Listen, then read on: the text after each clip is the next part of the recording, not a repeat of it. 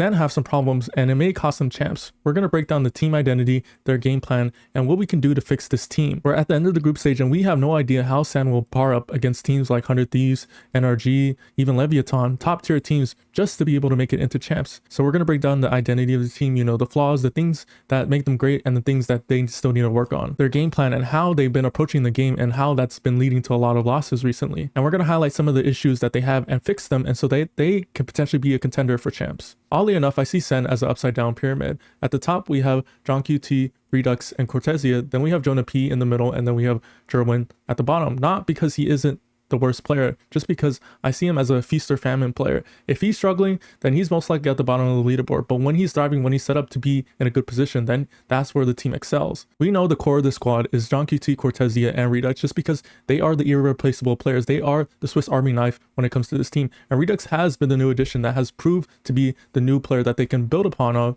But when it comes down the tiered layer, in the middle we have JonahP, which is the veteran player, and he did some calling during the series where John was out, and so I can give him some grace. But overall, he's second in line next to a chopping block, and that's behind Jerrwin. Controversially, I think that Jerrwin isn't doing that poorly. I think actually it's quite the opposite. I think the team isn't setting him up properly to be able to be successful, especially as a rookie duelist. The reason Jerrwin isn't being set up for success is because of the agents. We'll go into the comps and their approach overall, but I see that a common thing is that even though Sen are playing double duelists, it seems they're putting a lot of the front load on Jerrwin. They're putting him on the op, and they're putting him in position to be the spearhead on team fights and also be their operator player. When a lot of these teams, especially in Pacific and sometimes in Americas, they're switching off roles where one duelist will be the primary entry duelist. All the other duelists will be the tactical and sometimes the op player. Leviatán is a good example of it, where each player is segmented in their roles. They're not doing anything else. And off the top, we have SpikeZen, primarily entry, primary neon player, literally not playing anything else. We have Santo, the secondary duelist and occasional smokes player, the occasional flex player, but his primary role is on Phoenix is to set up flash plays either for himself or most of the time is for the team. And then we have Neon. Neon is the chamber player, but he's their primary operator. He is focusing on opping and most likely abusing the scope weapons. That allows a constant familiarity between each player and their role. They understand their roles. And while Jerrwin is kind of juggling multiple things at once, being the entry, but also being the op player and being forced, or, you know, naturally his role is to be the spearhead and occasionally, you know, maybe at 50%, which is a really good rate to be able to get a kill and then, you know, maybe get traded. See, this might be a detriment for Sen just because they don't know what they're doing.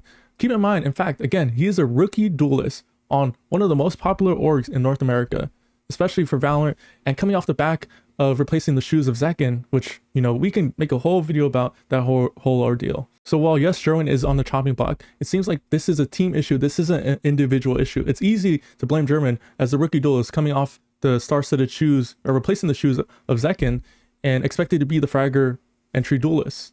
But that isn't the case. Again, it's not an individual problem, it's a team problem. And so that leads us to the game plan issues, the things we visually see that clearly lead to the recent losses. And we're going to break down their game plan into two parts, their comps and their approach. So I'm watching Sen play Sunset right after watching Lev playing the same map. And one thing I noticed is that there's a drastic difference in their comps. They both play double duelists, but they primarily do different things within their comp that makes Lev a lot more better as a team. And Sen don't in fact realize it. They're willing to play a little bit towards comfort, but Lev have shown that their comp works and they know how to maximize it. You know Lev's double duelist, it's Neon Phoenix, while Sentinels run a Waylay Phoenix, which is drastically different. Whereas Waylay doesn't have the same explosive kit as Neon, whereas Neon Phoenix has more utility to team fight, re-clear, stall, and take space. Waylay's kit combined with the Phoenix is simply less forgiving. You have less util, especially on the Waylay. You probably have played Waylay and you know that you have to be really on point with your timings. You really have to be accurate with your saturate. And then also if you make a mistake, it's really hard to make up for it. Because an example is that is if you pop a refract a little bit too early, then you pretty much use a primary util piece and don't have it for the rest of the round unless you get 2 kills, which odds of that are very unlikely given depending on the point of the round. Waylay's primary use of util and what she gets the most leverage out of is her refract and her double dash. But if those are used in a mistiming or too early, too late, or anything that's out of sync with the team's plan, then that could either cost a round or it's a piece of util that we won't be able to use at the end of the round. So putting a rookie duelist on Waylay seems like a bit of a confusing thing because unless Jerrwin is a really good Waylay player, it seems like it's more of the fact it has to be coordinated with team comms and team chemistry and good synergy and good game plans. But with rookies, you're most likely going to have a lot of mistakes, so it doesn't make sense. That's why we're putting Jerrwin on Waylay when he has other options, other duelists to be able to play. Hey, Euro's back. He's played Euro. We have Raze, we have Jett, but we'll get more into that. Now the approach, the thing I find the most frustrating about Sen is that they just stay static. They're never fighting for any choke points, especially on defense. The only time they're ever fighting for space or any time extra space is either in a man advantage or on their attacking rounds. On the defensive rounds, they play retake so many damn times it doesn't make sense.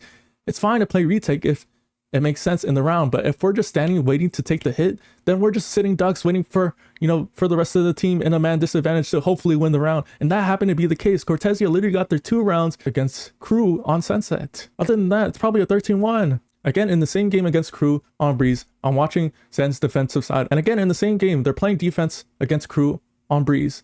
And I'm just watching the minimap and they're just standing still. They're jiggle picking angles. They're not taking fights. They're not taking aggression against a solo Viper. Like, it doesn't make sense. Like, one thing I really thought about, I was like, damn, they must be really scared of the op. They must be really scared of the op that they're not taking any aggro timings on a double duelist, on defender side, on Breeze. How does that make sense? I mean, even given the fact, okay, yes, let's say you have a really good retake, but why aren't we farming Phoenix ults? Why aren't we going to B main, the easiest defender side choke point to be able to get orbs? We're just simply not doing that. We're just going a majority of the round just hoping that we'll eventually get a Phoenix ult. A trend that I've been noting in every single series in the group stage, win or lose, is that they would win the first map. As we go through the record, they get 2 wins against a C9, which didn't have johnqt, in a series where C9 were clearly the better team. They just couldn't finish out a 3rd map against them. And Allowed, that was running double controller, had Luke show on smokes when now he's been frying on the chamber.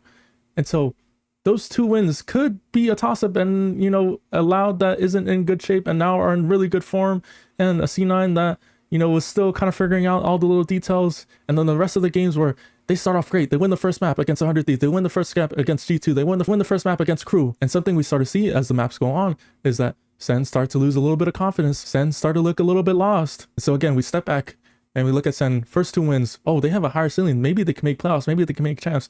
And then in the last 3 games, it's like, I don't know how to feel about Sen. I don't know. And throughout the trend where they win the first map and then eventually lose the series, that shows a lack of composure. Within a team that shows early signs of confidence, no matter if it's their map pick or it's the other team's map pick, they win that map. But then they go into the next series. I don't know if it's overconfidence. Most likely it's due to overconfidence and being like, okay, we're eventually going to win this series.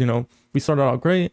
Even if we lose second map, we'll eventually finish out on the 3rd map. The 3rd map comes and it's like, oh, we might actually lose. And one thing I like to say is not forcing the win. If you are the better team, you just go out and play the game. And by playing the game, you will show that you're the better team and end up with a win. But if you're trying to force a win, then that's where teammates start to play a little bit different. That's where teammates either start to be a little reserved, play in the shell, which Sen has shown. They started to play passive as the series went on. When in a series where they should have dominated Crew in 2-0 in 2 maps, they go to map 3 and they just start to crawl up in their shell.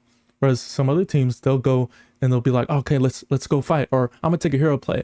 It just seems like it's a common thing with struggling teams. It's like, okay, we need to keep the same game plan as we go into these different maps and different scenarios. Even if we hit adversity, even if we hit a high moment, we're always even keel. And the last thing about their approach is that one thing I despise in this meta is teams that are overtly passive.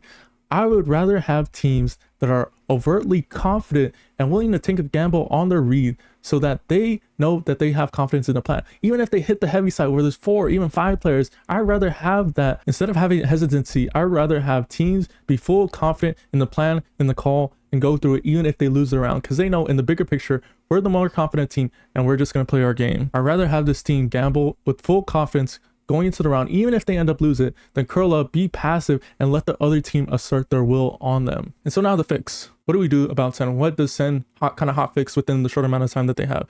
We have new agents. One thing I mentioned earlier in the video is that we have Euro. Jett is still playable.